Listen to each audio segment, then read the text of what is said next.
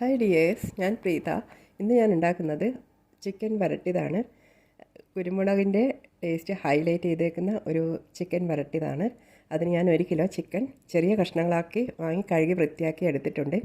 അതിൽ ആവശ്യത്തിന് ഉപ്പ്, 2 സ്പൂണ് മഞ്ഞൾപ്പൊടി, 1 സ്പൂണ് മുളക് പൊടി, 1/2 സ്പൂണ് ജീരകപ്പൊടി, 2.5 സ്പൂണ് ക്രഷ്ഡ് കുരുമുളക് ഹൈലൈറ്റ് ചെയ്ത് കിട്ടാൻ വേണ്ടിയാണ് കൂടുതലെടുത്തത്. അതിൻ്റെ കൂടെ 2 ചെറുനാരങ്ങ നീര്, 1 സ്പൂണ് ഗരം മസാല, 1 സ്പൂണ് മല്ലിപ്പൊടി, വെളുത്തുള്ളി ഇഞ്ചി പേസ്റ്റ് ആവശ്യത്തിന് എല്ലാം കൂടി നന്നായി മാറിനേറ്റ് ചെയ്തു ഞാൻ ഫ്രീസറിൽ വെക്കുകയാണ്.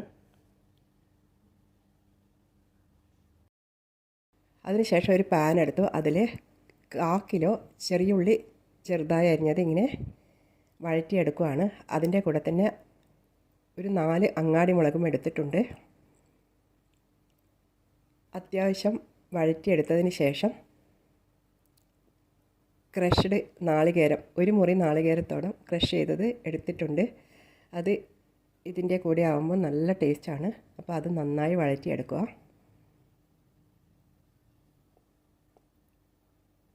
വഴറ്റിയെടുത്ത ശേഷം ഞാൻ കറിവേപ്പില ആഡ് ചെയ്തു. നന്നായി കറിവേപ്പില എടുത്തിട്ടുണ്ട്. കൂടെ മല്ലി ഇലയും കൂടി ആഡ് ചെയ്തിട്ടുണ്ട്. അതിൻ്റെ കൂടെ ഞാൻ മാറിനേറ്റ് ചെയ്ത ചിക്കൻ പീസ് ഇതിൽ ആഡ് ചെയ്തു. നന്നായി ഇളക്കി യോജിപ്പിച്ചു. ഏതാണ്ട് ഞാൻ അരമണിക്കൂറോളം ചെറിയ തീയിൽ വേവിച്ചെടുക്കുകയാണ് ചെയ്യുന്നത്. അപ്പോൾ വെള്ളമൊക്കെ ഡ്രൈ ആയി വന്നിട്ടുണ്ട്.